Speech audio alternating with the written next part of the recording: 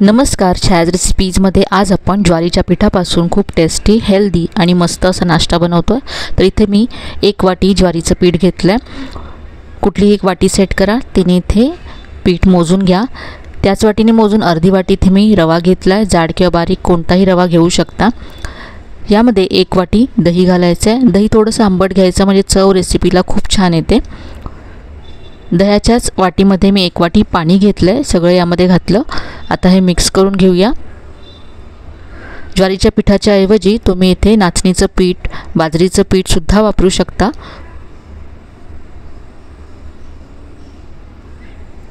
Mix करूया, सगळं छान असं एकजीव करून घेतलंय। यामध्ये आणखी थोडंसं पाणी घालावं लागेल, तर इथे मी आणखी अर्धी वाटी पाणी यामध्ये घातलंय।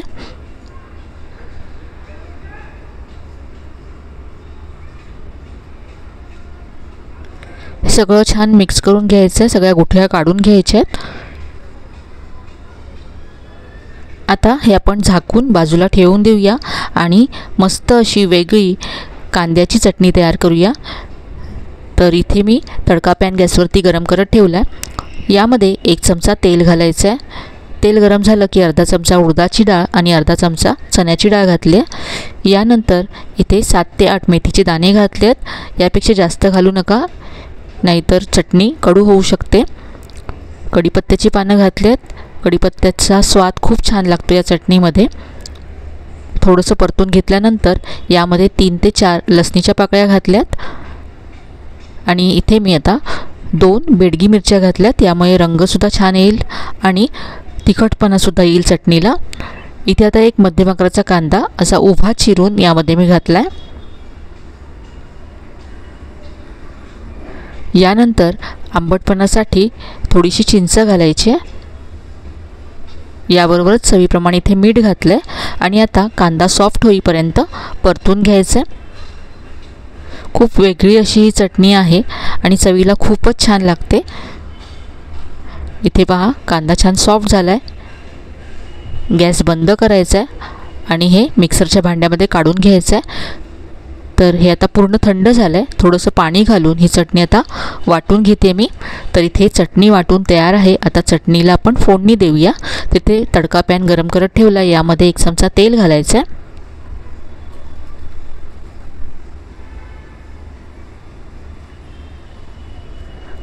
तेल गरम झालं की इथे अर्धा चमचा मोहरी घातली आणि कढीपत्ता घातला आहे। यामध्ये आता चटणी घालायची आणि थोडंसं मिक्सरच्या भांड्यामध्ये पाणी घालून ते सुद्धा यामध्ये काढून घेतलं। 1 मिनिट हे असं परतून घ्यायचं आणि लगेच गॅस बंद करायचा। तर ही आपली मस्त अशी चटणी तयार झाली आहे। आता आपण इथे डोसे बनवूया। तर हे पीठ जे आपण झाकून ठेवलं होतं ते आधीपेक्षा घट्ट झालं आहे आणि डोसे बनवण्यासाठी अगदी परफेक्ट आहे। हे आता आपल्याला छान असं फेटून घ्यायचं आहे। यामध्ये आपण इनो, सोडा असं काहीच घालणार नाही आहोत, त्यामुळे 3 ते 4 मिनिटं हे फेटून घ्यायचं आहे।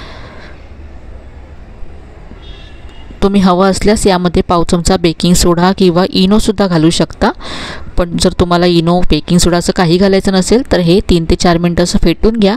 यामुळे पीठ छान हलकं होतं आणि तुम्हाला जर फेटायचं सुद्धा नसेल तर तुम्ही हे 2 तास फर्मेंट करण्यासाठी सुद्धा पीठ ठेवू शकता, त्यामुळे सुद्धा जाळी छान येते रेसिपीला। तर इथे मी हे फेटून घेते। तर इथे तुम्ही पाहू शकता अगदी मस्त हलकं झालं पीठ, बबल्स आलेत यावरती। यामध्ये मी चवीप्रमाणे मीठ घालते।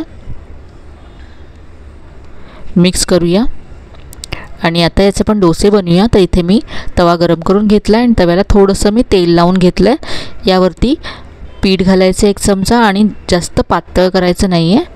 तर असे छोट्या आकाराचे मी बनवते। तर यावरती तुम्ही भाज्या पसरवून यापासून उत्तप्पासुद्धा बनवू शकता। कांदा, टोमॅटो, गाजर, कोथिंबीर असं सगळं एकत्र करून यावरती तुम्ही पसरवून घ्या। मस्त असा उत्तप्पा तयार होईल। एका बाजूने भाजल्यानंतर मी उलटून घेतलंय, दुसऱ्या बाजूने सुद्धा भाजून घेऊया।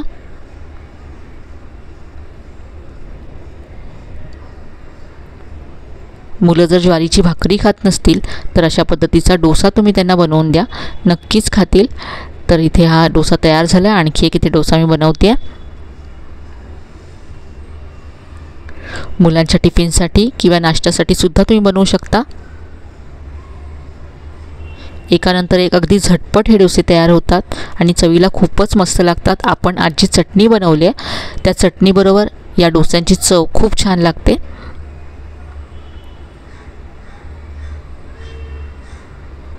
इथे हा दुसरा डोसा सुद्धा तयार झाला आहे, काढून घेऊया आणि चटणीबरोबर आपण हे डोसे आता सर्व करूया। तर हा अगदी मस्त हलका फुलका टेस्टी असा नाश्ता तयार झाला आहे, नक्की करून पहा।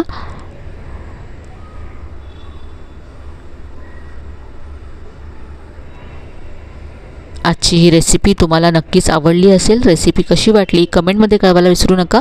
रेसिपी आवडली असेल तर व्हिडिओला लाईक करा, शेअर करा, चॅनलला अजून सबस्क्राईब केलं नसेल तर नक्की सबस्क्राईब करा। चला तर मग पुन्हा भेटूया अशा छान छान आणि नवीन नवीन रेसिपीसह। तोपर्यंत धन्यवाद।